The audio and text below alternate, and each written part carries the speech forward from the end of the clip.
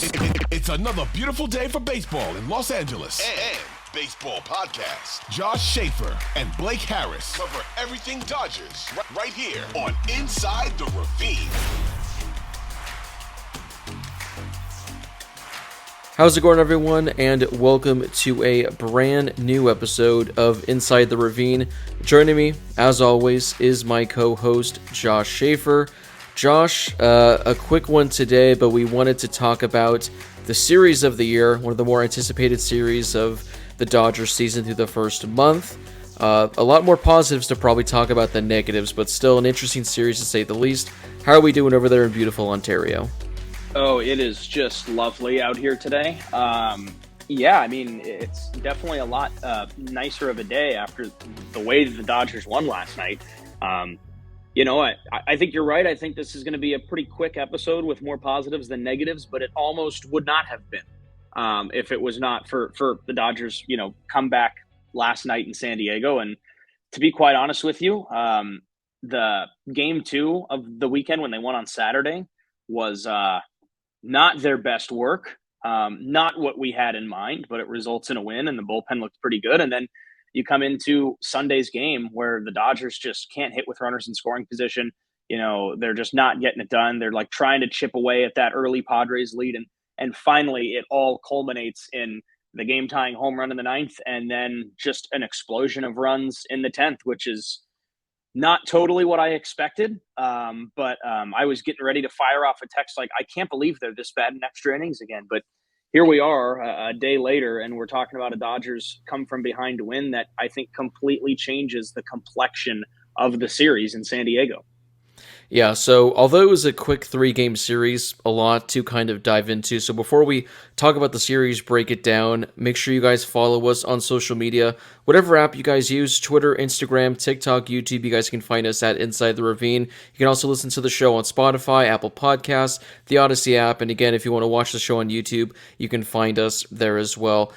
Again, make sure to follow us on social media because we post a lot of great stuff over there. But Josh, I'm with you because the Dodgers, so they win the series 2-3, have momentum. They're going to Milwaukee, but this is probably as bad of a series win as you probably can ask for. They lost on Friday. Saturday, they only scored 2 runs because of a Chris Taylor homer, but didn't look great. And yesterday, through 8 2/3, they didn't look great as well. So yeah, we'll take the series win.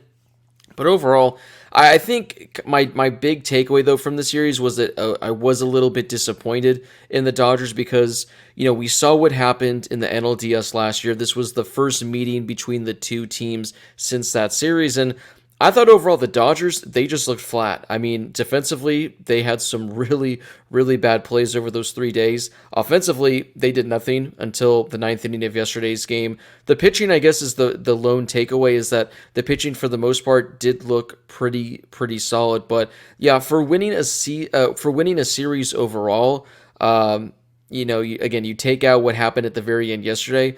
I wasn't too encouraged, and I did send you that text right before all the offense happened. If you were to take the 3 games in this series and add on the 3 final games from the NLDS last year, the Dodgers were 3 for 46 with runners in scoring position. So everything that went wrong from that NLDS, it kind of carried over to this weekend. But at the end of the day, they still managed to win 2 out of 3, which you'll take. I mean, you'll take 2 out of 3. It doesn't necessarily have to be pretty. No, yeah, exactly. And like I said, it completely changes the complexion of the series because this series went from the Dodgers, like the NLDS, like you said, not hitting with runners in scoring position, not getting their timely hits, and the bullpen, at least up until this point, really not giving the team time to try to get back in the game, even though the offense had been so bad. They went on Saturday in, kind of an ugly way because the bullpen shut the Padres down. And then you look at Sunday's game, and that completely changes the narrative. It's a team that sure wasn't great with runners in scoring position for 9 innings, and then had timely hits, scored with runners in scoring position. The bullpen shut the door for as long as they did and gave the bats time to wake up and score runs.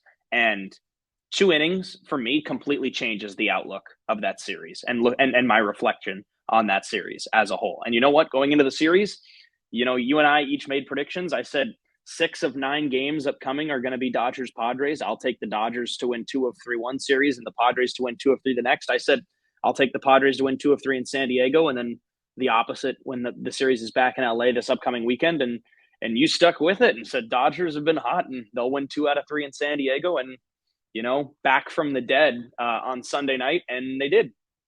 Yeah, when I said 2 out of 3, I was thinking it's probably going to be because the offense keeps this going from the Philly series, not the fact that they would score 2 runs on Friday, 2 runs on Saturday, and then essentially 1 run through the first 9 innings. But yeah, yesterday they had 1 run through 8 innings. Again, I think they were like 0 for 7 with runners in scoring position. Had numerous chances, they just couldn't get the job done. Josh Hader comes in, he quickly records 2 outs, and I think you're probably thinking the same thing.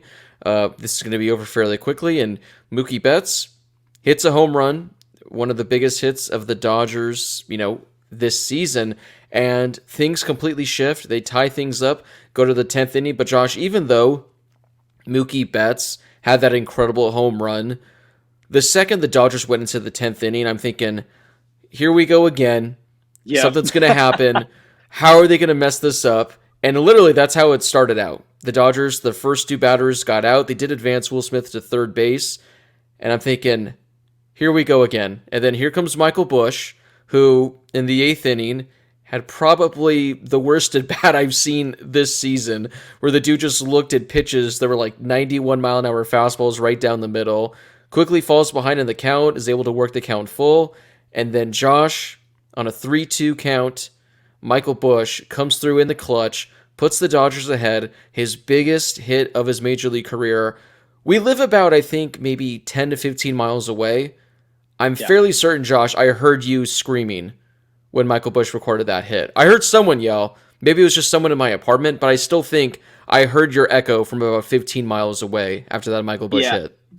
Yeah, I wasn't super positive at that moment. I was kind of sitting there. So here's the problem.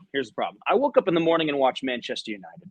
And I'm a big Manchester United fan. I don't really talk about it too much on this show, but I probably did on our other podcast we've done. But the big Man United fan. I wake up in the morning, and what a waste of 90 minutes this game was. Total waste of my Sunday morning watching this team lose 1-0. It was embarrassing. I was negative the whole time, like, they're not, it's not going to happen.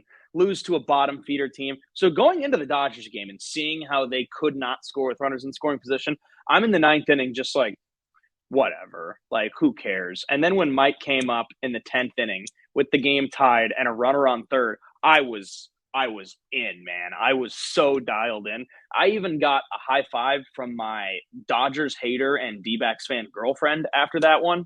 So I'll hold that over her for a while. She claims to not be a Dodgers fan, but we go to enough games with my roommate that kind of turned her a little bit. She won't admit it, but yeah, I'll put it out there. She gave me a high five after that one. So really stoked for Mike. And another thing is, you look at the 8th inning and the 3 rookies that came up, Busch, Outman, Vargas, didn't get it done.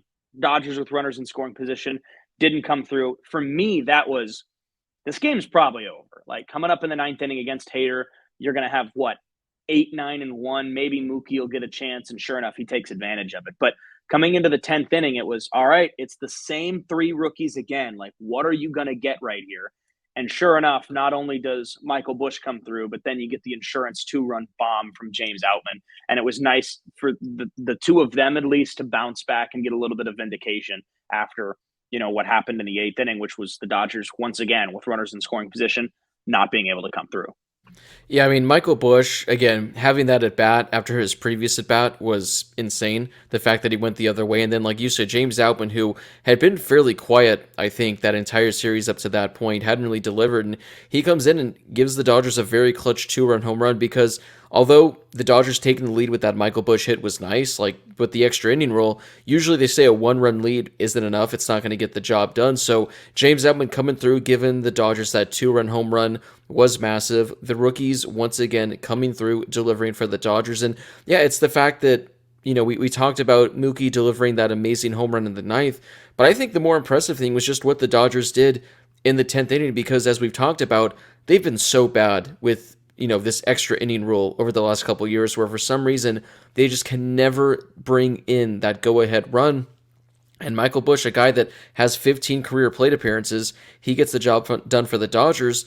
And in games past, Josh, this would have been a game where the Dodgers, Michael Busch, he delivers that run, and that's all they get. It seems like they're never able to tack on. They're never able to get those extra runs where they'll score a run in the 10th, but then in the bottom of the frame, the team will score 2 or 3 runs and win the game. So the fact that the Dodgers were able to get 3 runs in that inning, especially considering in the bottom of the 10th, I think it was Tatis, Machado, and Soto that had to come up for the Padres. Evan Phillips obviously shut things down, but we've had a couple of Dodger wins in the last couple of weeks where they've overcome, I think, a 5-run deficit. I think they did it in Pittsburgh. I think against the Phillies, both those games were 5-run deficits. But in my opinion, I think yesterday's win was just that much more impressive because the Dodgers were literally down to their final at bat. They were down to their final guy in a series in which nothing has gone right.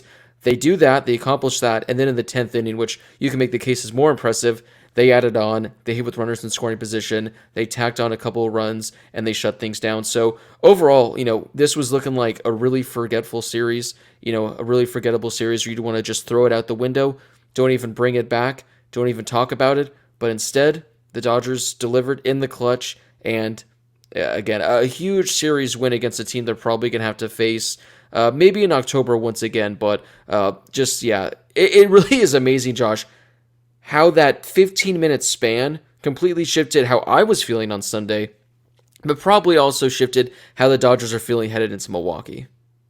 Yeah, and you know what? We can talk endlessly about how important it is to hit with runners in scoring position, and how the Dodgers against the Phillies, against the Cardinals, were doing that, but before that weren't. And this series, up until the 10th inning, they weren't doing that. And really, against the Padres last year in the NLDS, I mean, that was the biggest difference between the two teams, right? Is the Padres were creative to get runners in scoring position, and then they got their timely hits. The Dodgers were not creative, didn't play any type of small ball, couldn't beat the shift, and then finally, when they did get some runners in scoring position, couldn't do that. And again, that's how important these division. I said last week how important the division games are now because there are fewer. And now you play everybody, right? Last year, you'd see the D-backs how many times throughout the season? This year, you've got 2 games left against the D-backs this season. You've already played them 8 times. That's it. That's the season series. And in the past, they'd be more spread out. You'd get more games. Well, now look at this. I mean, it's like the NLDS. You get just a few hits with runners in scoring position, and the entire series changes. Game 1, the Dodgers lose 5-2, 0 for 7 with runners in scoring position. The Padres, not much better, 1 for 8. They win the game. Right?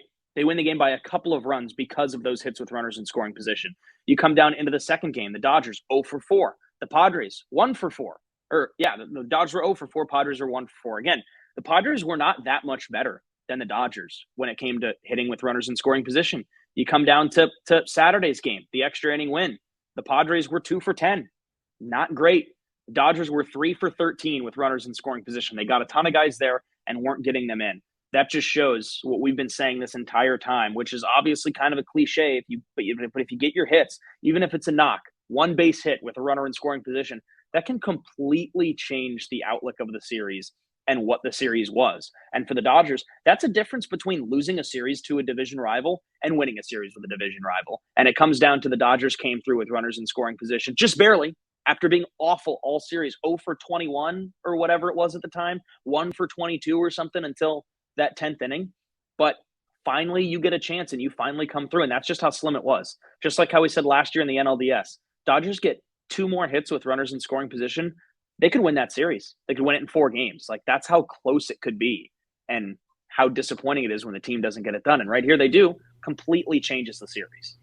I think that's why it was also so frustrating, building up on Sunday, because like you said, the Padres, they weren't even playing well. Like, they were playing like crap, just like the Dodgers. It just happened to be they, had the 1 hit with runner in scoring position that kind of guided them to win. So again, not a great series by both teams, with the fact that the Dodgers, they come out on top. And like I said, the hitting was awful all series. The fielding was awful all series. But the bullpen, I mean, they, for the most part, locked things down all 3 games. I don't have what their numbers were for the 3-game series, but if I'm remembering correctly, I want to say Kershaw allowed all the runs on Friday. Saturday, I think there was 1 run allowed that maybe, I think Dustin May allowed, or no, I think he tossed 6 scoreless, so maybe there was 1 run that was allowed.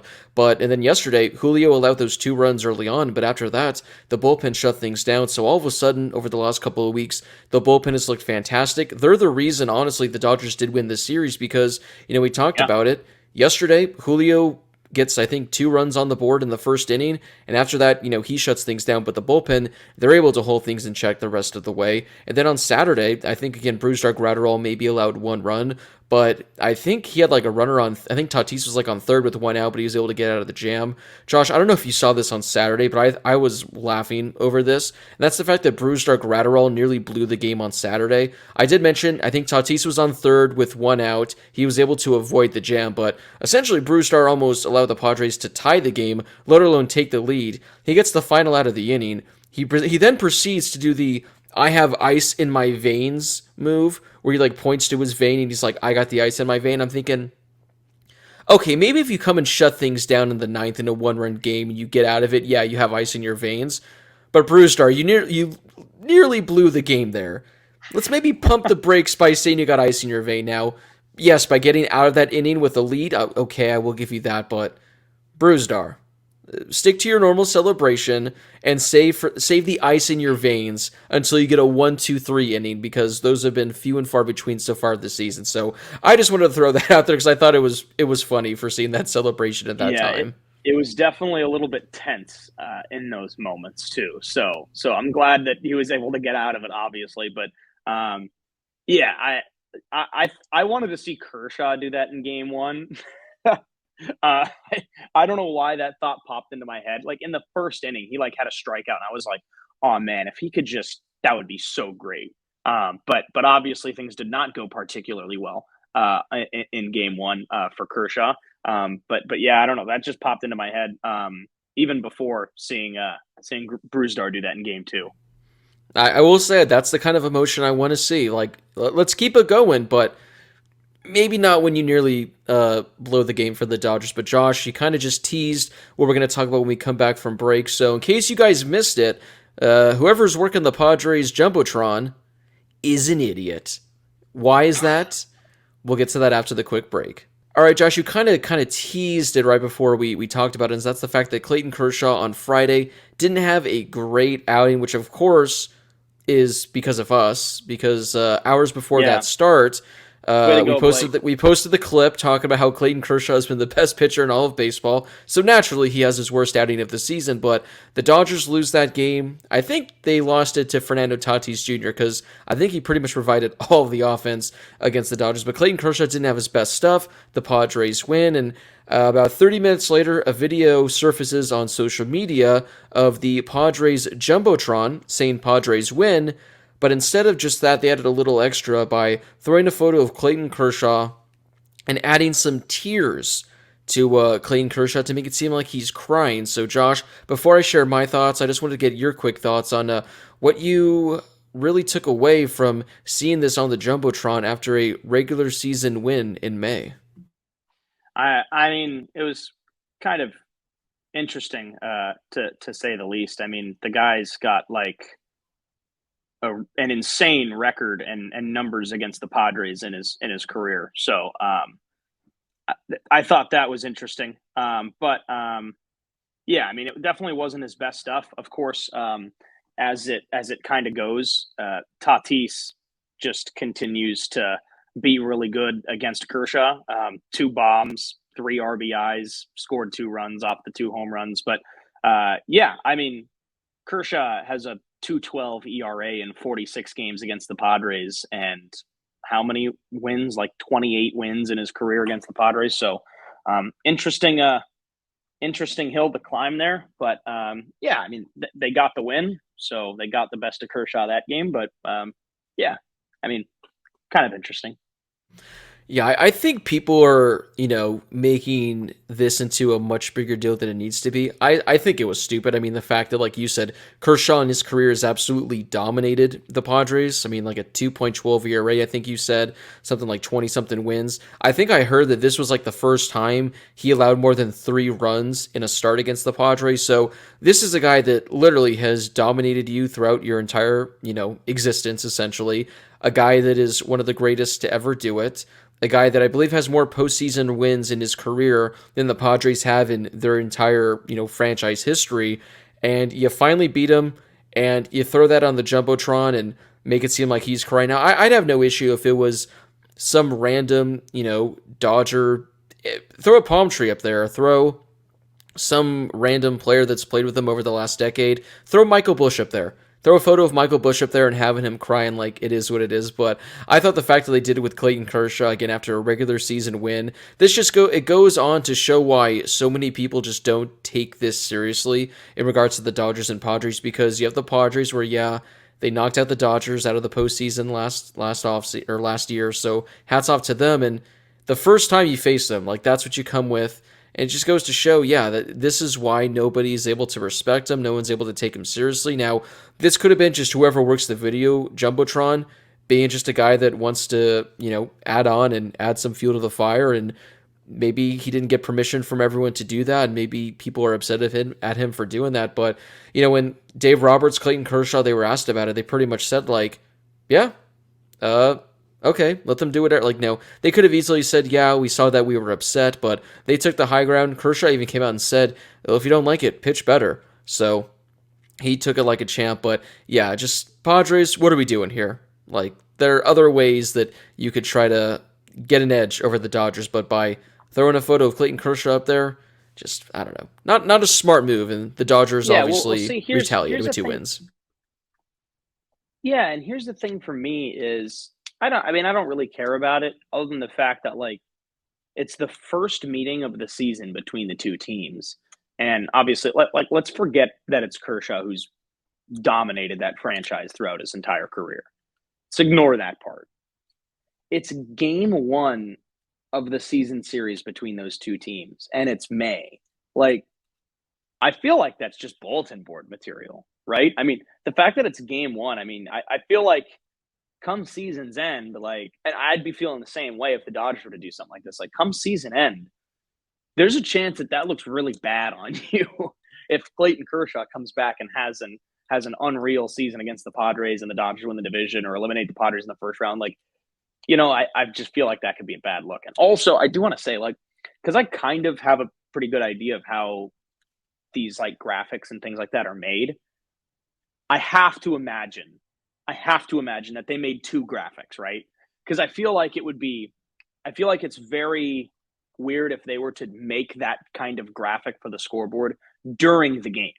Like, I feel like they wouldn't do that. If they did, like, I guess power to them for doing that real quickly. But I have to think they made a standard Padres win graphic and then a Padres win with the crying Kershaw going into the game so that they would have one of the 2 ready, because there's no way. Like, what if Kershaw came out and threw 7 no-hit innings, right? And then the Padres win on a walk-off home run to win 1-0. Like, would that be on the video board if Clayton Kershaw just went 7 perfect innings, let's say, but his pitch count was super high and had, like, an unbelievable start, and then the Dodgers lose and Kershaw doesn't even get a decision? Like, is that still on the scoreboard? I would say no. Because if so, that would be very odd. So that's where my mind went after seeing that. I know that's a little more complex than what some people might think, but that's exactly where my mind went.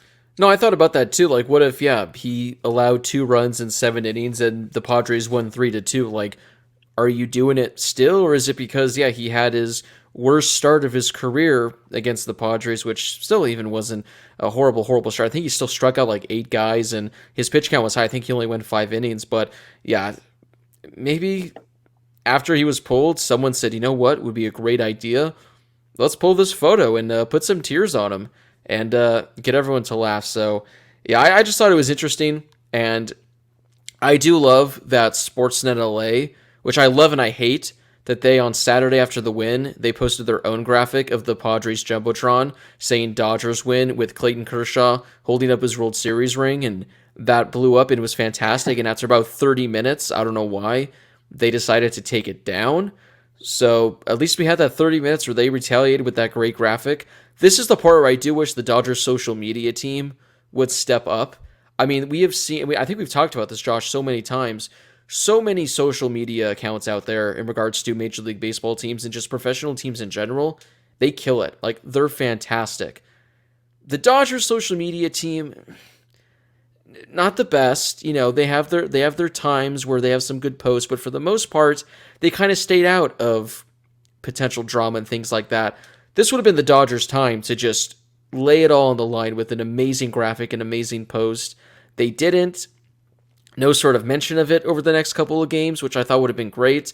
And I guess it just goes to show the Dodgers are professional from top to bottom, but I would have loved to seen it. But again, the fact that we saw it for 30 minutes from Sports in LA, I'll take that. I'll take that as a win. But yeah, like you said, I didn't Josh. even see this. I just went back and looked at it now. Oh yeah, it's so good. That's good. It is. I don't know why they took it down. I like it a lot. The intern probably posted it, and someone probably came and said, "What are we doing here?" Because I think when I looked at it, it had like 150, 200 quote tweets in like 15 minutes, so it probably made its way over to Padres Twitter, and they didn't like it, but I liked it overall, and like you said, Josh, it's just bulletin board material. The Dodgers, they won 2 games in a row after it, and at the end of the year, if they knock out the Padres or something like that, well, maybe the Dodgers get creative and put something on the jumbotron as kind of a, hey, how about that? How do you like them apples? So maybe it is what it is. Maybe, but I thought it was funny. But Josh, any final takeaways from this Padres series before we wrap things up? No, I mean, I think the Dodgers just got to kind of refocus this week and hopefully use that momentum from these last couple of days to get the bats going again. And obviously the bullpen's been good. So looking forward to this next Brewers series and then the Dodgers back at home again to play the Padres this upcoming weekend. So also thinking of David Vassegh over the course of these next few days where he will where the Dodgers insider is going to have another run-in potentially with that infamous slide in Milwaukee. So thinking of him during this time and praying for strength. Hopefully we don't have to have the entire game feed just focused on that because I get it. Went down the slide the wrong way, but can we... that was too much. There was too much on that. Like, let's just have him go down it again, get his redemption arc, and end it. I don't need 3 games of replays of a guy going down a slide. But hey, Josh, I do have some good news though. Oh boy, there it is. I figured something was going to be coming, Josh. I do have great news before we wrap this up. After his incredible heroic performance yesterday, Michael Busch has earned himself a spot hitting 7th in today's lineup and is going to be playing third base. So there you go. That's what I'm talking about. I mean, that's what it's all about right there, right? Yeah. That's why we play ball. 7th today, Josh, but clean up by the end of the week. There you go. That's batting leadoff by the time the Dodgers and the Padres play again. Yeah, there you go. In 4 days. But that does wrap up today's episode of Inside the Ravine. Again, as always, make sure you guys find us on social media, Twitter, Instagram, TikTok at Inside the Ravine. You guys can watch our full shows on YouTube as well. Just search Inside the Ravine. You guys can listen to the full episodes wherever you guys get your podcasts. We're on Spotify. We're on Apple. We're also on the Odyssey app. As always, thank you guys so much for listening. For Josh Schaefer, this has been Blake Harris, and we hope you guys enjoy the rest of your day wherever you may be.